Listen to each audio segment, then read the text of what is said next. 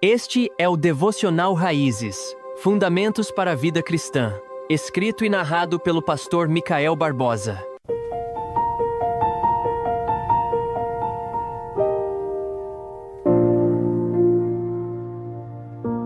Dois minutos de eternidade. Em 19 de novembro de 1863, uma multidão se reuniu no campo de batalha de Gettysburg para inaugurar um cemitério militar. O orador principal do dia não era o presidente, mas Edward Everett, considerado o maior retórico da época. Ele falou por 2 horas ininterruptas, usando mais de 13 mil palavras, descrevendo batalhas, estratégias e a história da Grécia Antiga. A multidão ficou impressionada, mas exausta. Depois dele, o presidente Abraham Lincoln subiu ao palco, tirou um papel do bolso, ajustou os óculos e falou por apenas 2 minutos. Foram 272 palavras contadas. No entanto, aquele breve discurso capturou a alma da nação, o sofrimento da guerra e o propósito da democracia de uma forma que 2 horas de Everett jamais conseguiriam. Hoje, ninguém se lembra do que Everett disse, mas o mundo inteiro conhece o discurso de Abraham Lincoln em Gettysburg. Lincoln provou que a profundidade não exige volume, exige precisão. Um resumo perfeito vale mais do que uma biblioteca inteira. E Deus fez algo semelhante e infinitamente superior no Monte Sinai. A lei moral de Deus é vasta. Ela abrange cada pensamento, cada intenção, cada relação comercial, cada movimento do coração humano. Se Deus fosse escrever um código penal detalhado para cada situação possível, o mundo não poderia conter os livros. Mas a palavra de Deus nos aponta que toda essa lei moral de Deus está resumidamente compreendida nos 10 mandamentos. Deus nos deu 10 palavras, aquilo que é conhecido como Decálogo. São frases curtas, diretas, que cabem em 2 tábuas de pedra e na memória de uma criança.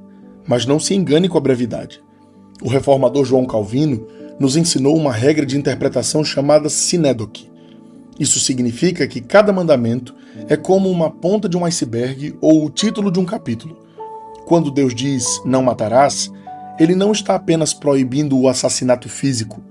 Ele está resumindo tudo o que fere a vida: o ódio, a ofensa, a indiferença, a falta de caridade. Quando ele diz não adulterarás, ele está resumindo toda a pureza sexual, o cuidado com os olhos, a fidelidade no namoro, a santidade nos pensamentos. A genialidade dos 10 mandamentos é que eles fecham todas as portas de saída. Nós adoramos regulamentos complexos e cheios de letras miúdas. Isso, para advogado, é um prato cheio, porque nesses regulamentos complexos sempre nós encontramos uma brecha para escapar. Mas nos 10 mandamentos não há brechas. Eles cobrem o nosso relacionamento vertical com Deus e também o nosso relacionamento horizontal com o nosso próximo. É o resumo perfeito de toda a vida. Mas, quando nós tentamos tratar os mandamentos como mínimos necessários, nós pecamos pelo minimalismo moral. A gente fica pensando, eu nunca matei ninguém, sou uma pessoa boa, e nós ignoramos que o resultado aponta para uma realidade muito mais profunda. Se eu odeio o meu irmão, eu já quebrei o princípio do resumo. Mas, quando achamos que os 10 mandamentos são coisas do Velho Testamento, nós pecamos pela negligência quando esquecemos que eles são a própria descrição do caráter de Deus, caráter resumido nos 10 mandamentos para nossa compreensão. Por isso, olhe para essas 10 palavras não como sendo uma lista de restrições que estragam a sua festa, mas como o discurso de 2 minutos de Deus que define a eternidade. Elas são a bússola compacta que nos guia no deserto. Ame esse resumo, medite nele e peça a Cristo, o único que cumpriu cada detalhe dessas palavras, que grave essa lei não em pedra, mas no seu coração. Vamos orar? Senhor, nós ficamos maravilhados com a tua sabedoria.